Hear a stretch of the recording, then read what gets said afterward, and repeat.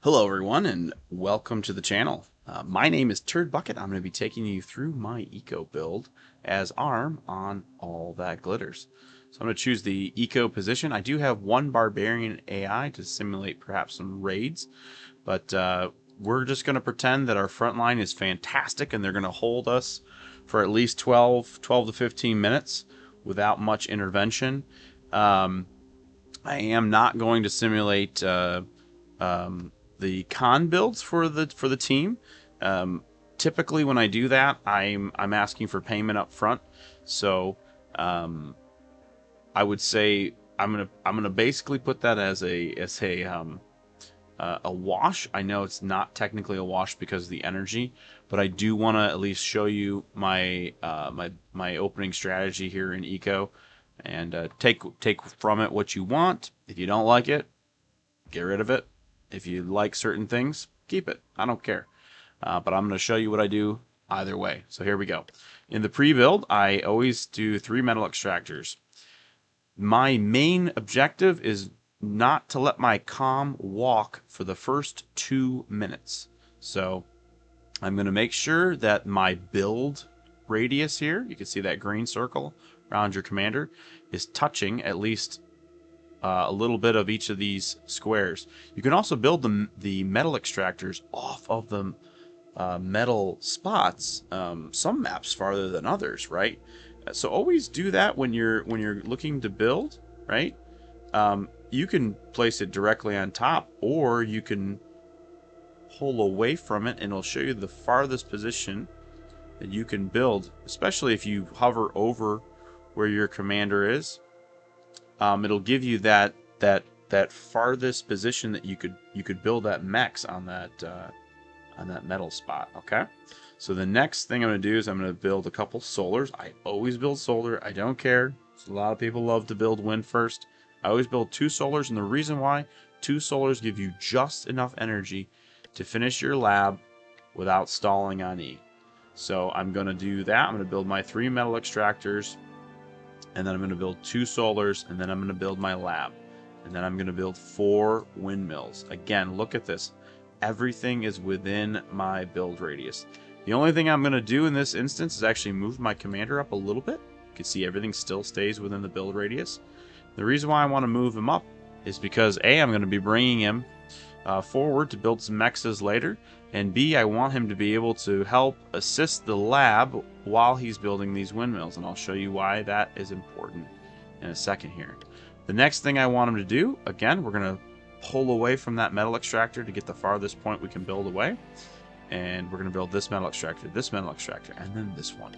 And usually I queue up 10 windmills. I do rows of 5. I understand everybody tells you not to do it. That's fine. You don't need to do this. You could do this, and then you could delete the middle row if you wanted to. I don't care.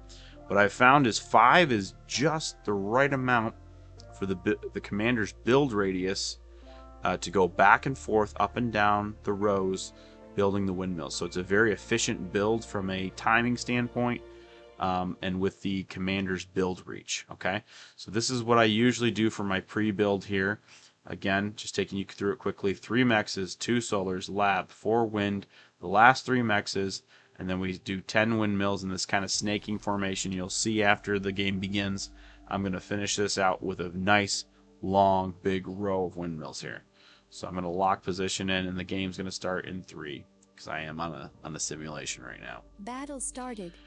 Okay, so my build order is already queued, so now I can finish this out a lot easier by dragging these windmills out like this. And now I've got my nice little windmill farm I'm going to be building here with my commander.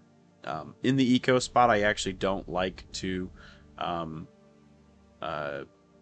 sacrifice my commander, because I feel that his build power is too valuable to me, right? Building all these windmills would take so long. I'd either have to build a couple of construction turrets and have my bots build it, or I don't know what else I do. I mean, the commander builds these so quickly and so efficiently. I just don't see a better option, to be honest. Okay, once the lab's up, now I start my build for my units. So I'm going to build 1 Lazarus, 1 constructor, one Lazarus, one Constructor, and then another Constructor. If the air player asks for a con, he can get the first con out for 150 metal or the last con out for 120. I do that because I'm going to be losing time. I have to help keep my commander back to help build those. And so that'll be a problem for me if I give him that early con.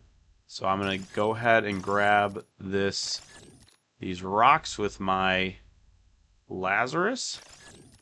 And then as that commander finishes up, you're going to notice at the 130 mark, he's going to start moving. I'm going to have him help build this, and then I'm going to have him help build this constructor bot. Low power. I do run out of energy here. Again, the wind is a fickle beast, a cruel mistress. But yeah, you really can't avoid getting into wind at some point on all that clitters. So, all right, Com is out. He is making his way around to build those metal extractors. I got another Lazarus. I send him to grab these, and then to start picking up the scraps of metal in the canyon and the frontier. So they're running around. They're grabbing the metal. My con units, meanwhile, are getting built. My energy is starting to pick back up as we approach that top 16 wind speed. This guy's done. I always click to have them start building because for some reason, they walk around. I think you actually get some flanking extra build power. I could be wrong on that, but I think that's why they do it. So I'm going to take my 3 cons here and start building some energy converters, right? And then I'm going to build a metal storage. And then I'm going to reclaim my T1 lab, and I'm going to go into T2. I build my T2 lab backwards because I want that first unit to spit out and head right to the first mechs. It saves some walking distance and some time. Now, my commander I'm noticing that wind's pretty high, so I'm going to go ahead and drop a energy storage real quick because as the wind dies down for my build, I'm going to need that energy storage to keep my energy at an appropriate level and to continue building so I don't stall out. So I'm building these E-converters, and I build that storage, and my commander is continuing to build windmills as we progress. Now my metal is about to overflow. To prevent that, I'm going to skip my build order using the space bar to build my metal storage prior to finishing up this E-converter. This is going to decay and go away, but you'll see my cons are actually going to go back and finish it afterwards.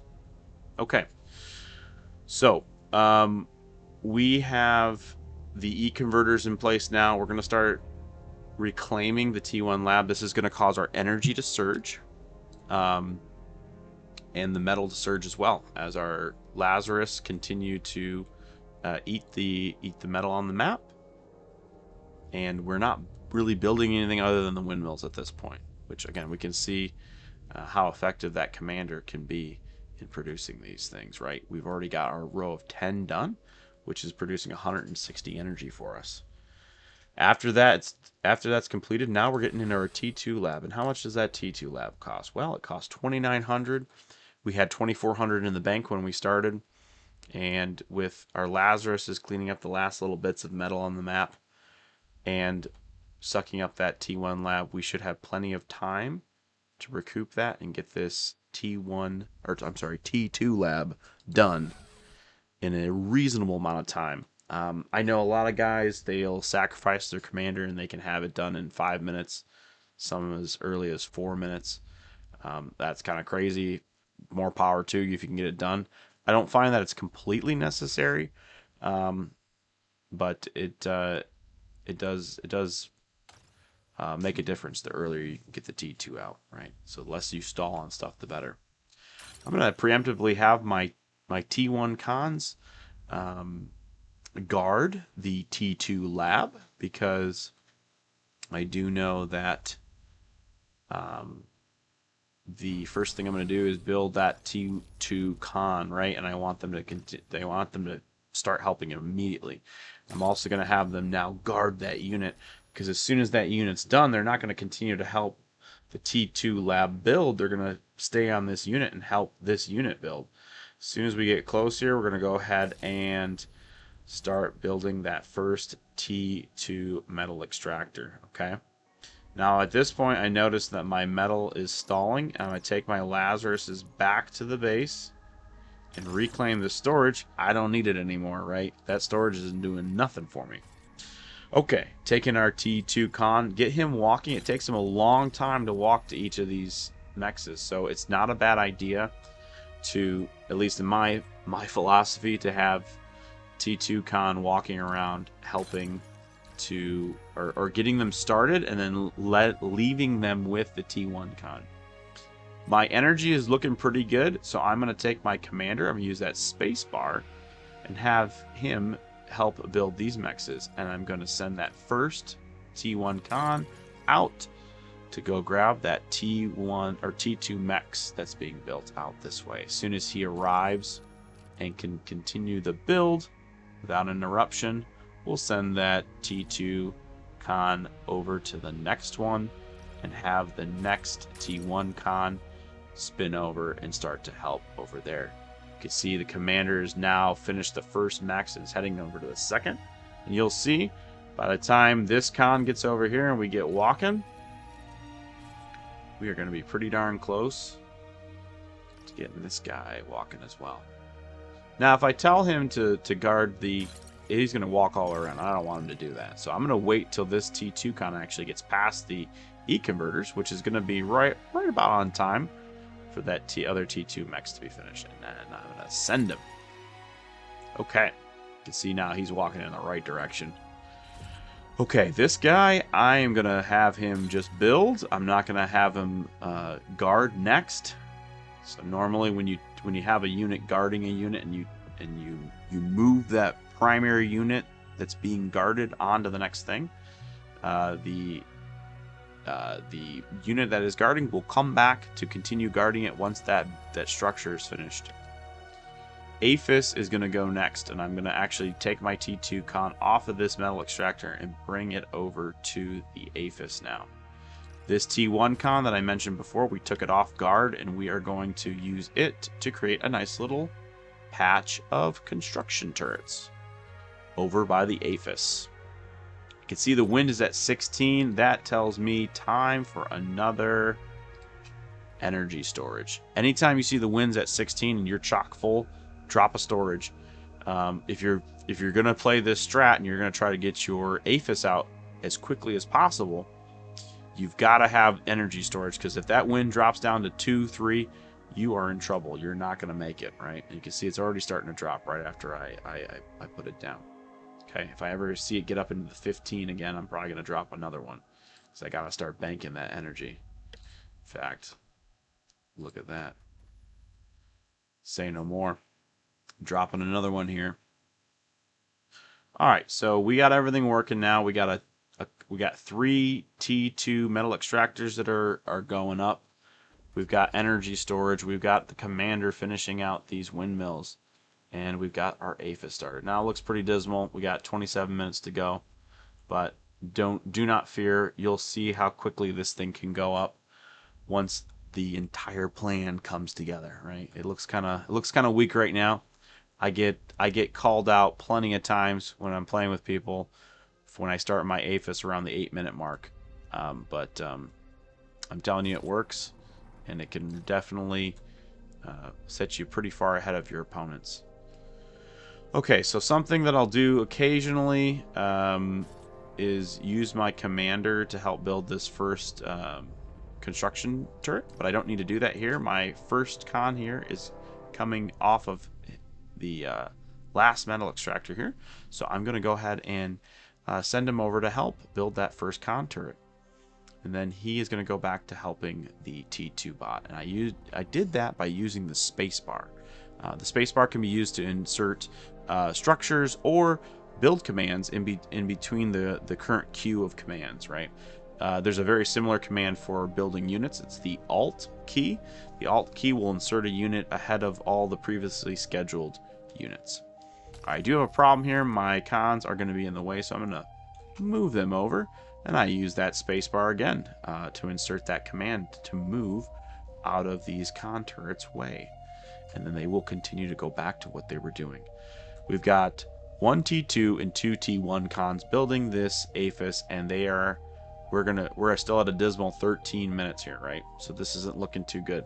But again, I promise you, everything is going to be all right. This is going to work out in the end, I promise. I'm going to bring my T1 con around because he's going to waste a lot of time moving this way. And he's going to continue to build these construction turrets. The wind is looking pretty dismal right now. We are at 10 and dropping fast. So I could be in trouble with energy very quickly here. With no teammates to bail me out, again, this is part of the simulation. We're just on our own here. But it can get pretty dicey and pretty lonely, especially if none of your teammates have energy, right? You can see we're dropping very quickly, especially with all these construction turrets. It's a snowball effect. The build power is growing exponentially as the con turrets helped to build the next one in line, right? Okay, so our energy is dwindling fast, but thankfully the wind is picking up, and we are going to consider dropping a storage here, but that is not going to be prudent with the current energy levels. All right, I'm going to stop there. We already are too big for our britches, and I'm going to go ahead and throw the T1 con back onto the T2 con here to help build that AFUS. Now we are stalling out. This isn't fantastic. We're struggling to get to that 1 minute mark that we can see ever so slightly as it disappears. So this is going to be a pretty slow go of things. The other thing we notice is that our metal has depleted pretty badly. So at this point, we're going to go ahead and have to reclaim that T2 lab so that we have enough metal to finish out this AFUS. In the meantime, the wind has picked up, and so preemptively, we're going to drop another storage, finish up this windmill first, drop that storage.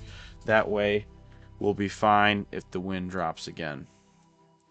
In this particular case, didn't need it because you can see as soon as we had resources, metal and energy, this AFUS is going to be done very, very quickly. I am going to take you into the next phase, which is going to be energy converters.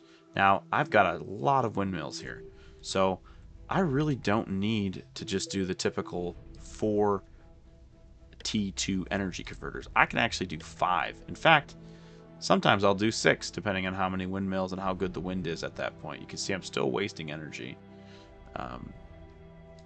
even at this moment. So I'm going to start dropping these as quickly as I can, and I'm going to have him help here.